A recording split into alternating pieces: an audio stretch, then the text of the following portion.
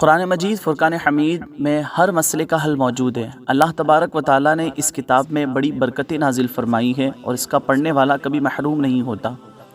اسی قرآن کے اندر ایک ایسی صورت بھی موجود ہے کہ جس کا پڑھنے والا کبھی محتاج نہیں ہوتا۔ ہمیں سے بہت سارے ایسے احباب ہیں جو تنگ دستی کے شکار ہیں، وہ چاہتے ہیں کہ ان کے رزق میں برکتیں ہو، وہ چاہتے ہیں کہ وہ کبھی کسی کے محتاج نہ ہو، اللہ انہیں اتنا رزق عطا فرمائے۔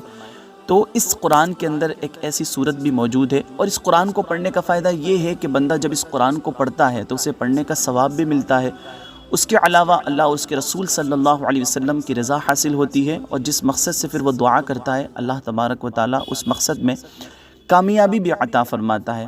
تو یہ قرآن عظیم کتاب ہے، اور اس قرآن کے اندر جو اعمال آقا کریم صلی اللہ تعالیٰ علیہ وسلم نے ہمیں بتائے ہیں تو وہ بھی نایاب ہے۔ ہم بہت سارے عمل تلاش کرتے ہیں کہ کسی طریقے سے ہمارے رزق میں برکت کا کوئی عمل مل جائے، ہمیں کچھ معاملات حل ہو جائے، لیکن آقا کریم صلی اللہ تعالیٰ علیہ وسلم نے جو عمل عطا فرمایا ہے، جس عمل کے حوالے سے ہمیں بتایا ہے، اس کی یقیناً بے شمار برکتیں ہیں۔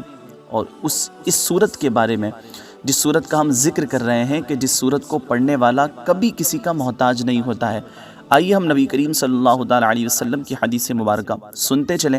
حضرت عبداللہ بن مسعود رضی اللہ تعالیٰ عنہ سے روایت ہے، نبی کریم صلی اللہ تعالیٰ علیہ وسلم نے ارشاد فرمایا، جو شخص روزانہ رات کے وقت سورہ واقعہ پڑھے تو وہ فاقے سے ہمیشہ محفوظ رہے گا۔ سبحان اللہ۔ دوسری ایک اور حدیث مبارکہ آپ سنتے چلیں۔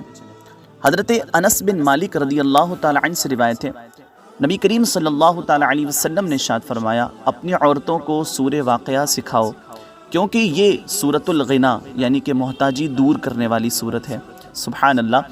اگر کوئی شخص محتاج ہے، پریشان حال ہے، رزق کے اسباب اس کے پاس نہیں ہیں، تو اسے چاہیے کہ وہ سورہ واقعہ پڑھا کرے۔ مغرب کی نماز کے بعد پڑھ لے یا عشاء کی نماز کے بعد اسے پڑھنے کی عادت بنائے۔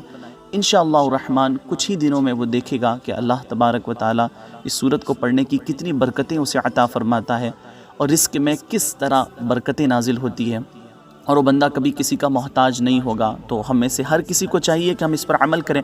اور یہاں پر ایک بات اور خاص یاد رکھیں کہ اللہ تبارک و تعالیٰ کی نافرمانی کر کے اگر کوئی عمل ہم کریں اور ہم سوچیں کہ ہم اس میں کامیاب ہو جائیں گے، تو ایسا ممکن نہیں ہے، کیونکہ جو رزق عطا فرمانے والا ہے، جو رب تبارک و تعالیٰ رزق دینے والا ہے، اگر وہی ناراض ہے اور اس کی نافرمانیاں ہم کر رہے ہیں، تو پھر بتائیے کہ عمل کہاں سے فائدہ دے گا۔ تو ہمیں چاہیے کہ ہم نماز کی پابندی بھی کریں، اللہ اور اس کے رسول صلی اللہ علیہ وسلم کی رضا کی خاطر اعمال کریں، حلال رزق تلاش کرنے کی کوشش کریں۔ اگر ہم حرام کی طرف جا رہے ہیں اور ہمارا جو طریقہ ہے وہ حرام رزق کا ہے، اور ہم سوچیں کہ اس میں اللہ برکت عطا فرما دے گا، تو پھر حرام رزق میں برکتیں کبھی نازل نہیں ہوتی ہے۔ رزق میں برکتیں، حلال رزق میں برکتیں نازل ہوتی ہے۔ اللہ تبارک و تعالی ہم سب کو عمل کی توفیق عطا فرمائے۔